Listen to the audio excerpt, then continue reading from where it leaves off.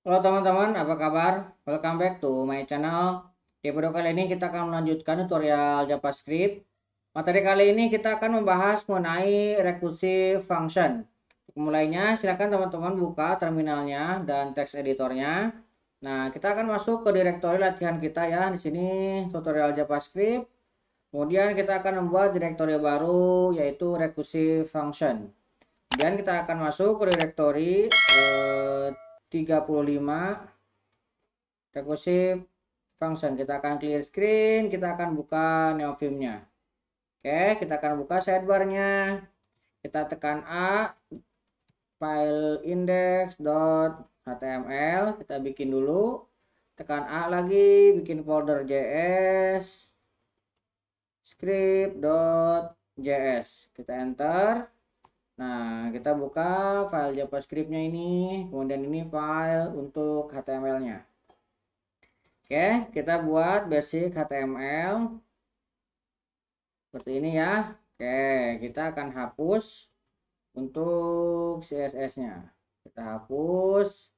Ini kita save. Nah, kemudian yang JavaScript-nya sebelum kita tulis, kita tutup dulu sidebar-nya. Oke, kita akan membahas mengenai recursive function. Nah, recursive function adalah sebuah fungsi yang dipanggil ke dalam dirinya sendiri. Nah, recursive function ini memiliki perintah dasar, misalkan seperti ini ya. Function, kemudian di sini ada recursive-nya, kemudian di sini ada statement. Nah, di sini kita akan panggil rekursifnya ke sini. Nah, kemudian di sini ada lagi statement. Jadi dia memanggil dirinya sendiri ya. Di sini nama fungsinya ada recursive. Nah, di sini juga dipanggil lagi. Nah, itu perintah dasar untuk recursive function. Nah, kita akan coba contohkan untuk function biasa ya. Kita bikin function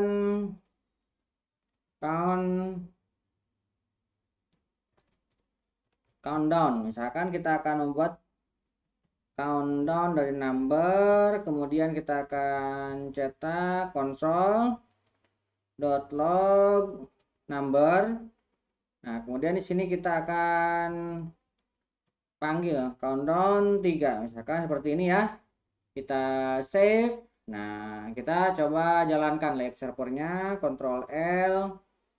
Oke, ini jalan. Nah, tinggal kita buat samping-sampingan. Oke. Escape, shift, H. Oke, kita masuk lagi.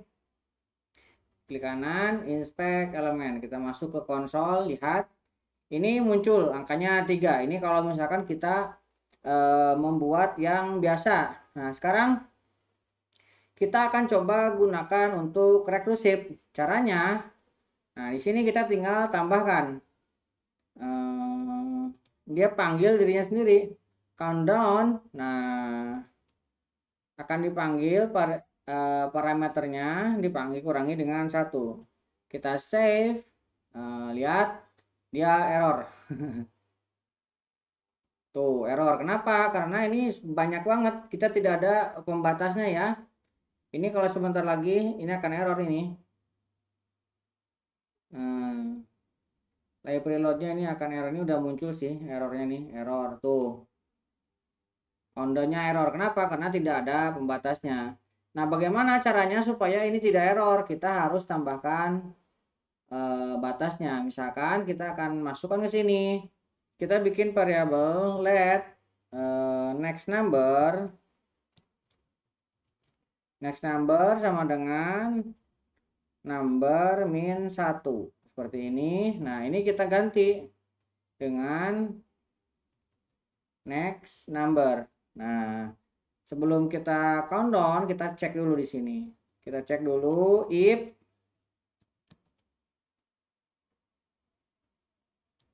next number lebih dari 0. Nah, baru kita lakukan countdown. dari ini tidak perlu lagi dikurangi 1 ya, karena kurangi satunya sudah dilakukan di atas.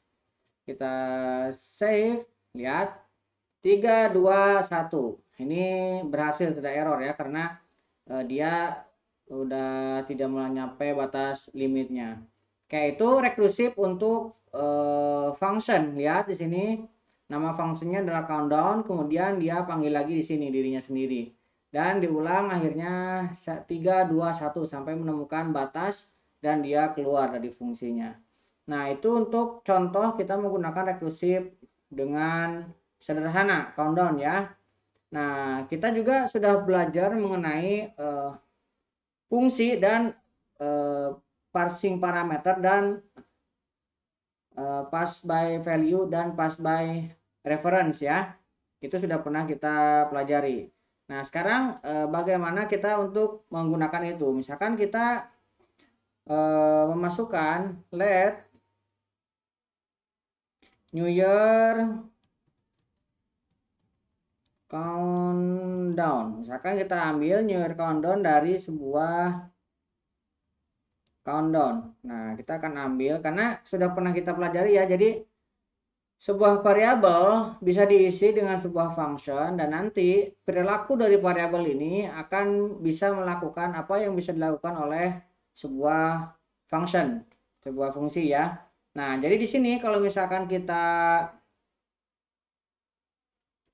New Year countdown-nya kita panggil, kemudian kita isi dengan taruhlah 10 ya. Kita save. Nah, dia ini ya perilakunya sama dengan si countdown-nya ini. Tapi kalau misalkan ini kita coba set countdown menjadi 0. Ini countdown sama dengan 0. Ini kalau kita save dia jadi error ya. Jadi countdown adalah bukan sebuah function. Nah, caranya gimana supaya ini tidak error? Nah, kita bisa menggunakan wadah let's, misalkan wadah sama dengan countdown seperti ini ya. Nah, kemudian dari sini kita akan isi dengan dari wadah. Nah, kita sebelum ini sebelum di reset ya.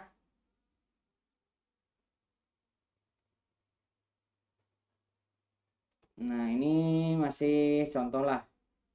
Masih kita save, lihat dia berperilakunya sama. Nah, sekarang wadahnya kita kasih 0. Kita save, tetap ya. Kalau tadi kan kita ketika countdown-nya di sini kita reset, ini jadinya error, bukan function. Tetapi ketika kita yang di reset adalah wadahnya aja, ini tidak ya. Padahal wadah ini setelah dimasukkan ke sini, ini kita hampir mirip ya secara perilaku dengan yang tadi. Nah, ini kenapa? Karena kita sudah mempelajari ya fast by value dan fast by reference. Jadi ini salah satu juga berpengaruh fungsi. Nah, gitu ya. Nah, ini cara pertama. Yang kedua, kita bisa dengan menggunakan fungsi sendiri. Misalkan gini ya. Kita buat sebuah variabel let countdown 2 lah. Di sini kita bikin countdown 2. Ini countdown 2 ini kita akan ambil dari function f. Nah, jadi ini kita buat function f. Ininya parameternya adalah number. Kemudian kita akan cek di sini console.log. Nah, ini akan kita cetak numbernya. Nah, kemudian kita akan next number. Nah, next numbernya akan kita isi dari number ini -1. Oke, di sini kita akan cek lagi if next number lebih dari 0. Nah, kita di sini baru akan lakukan F next number.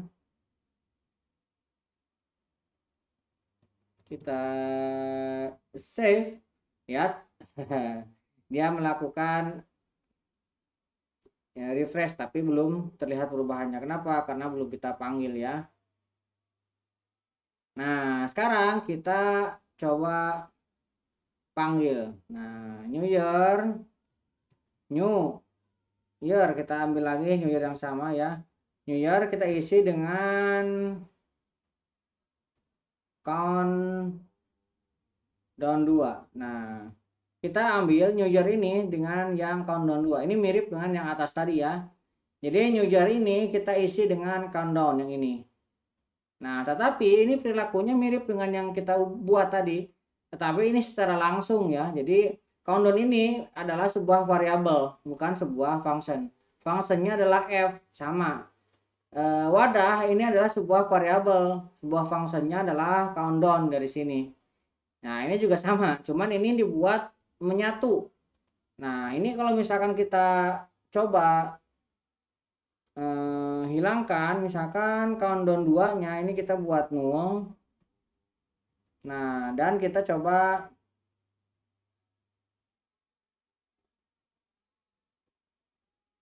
nah ini ya, New Year countdown.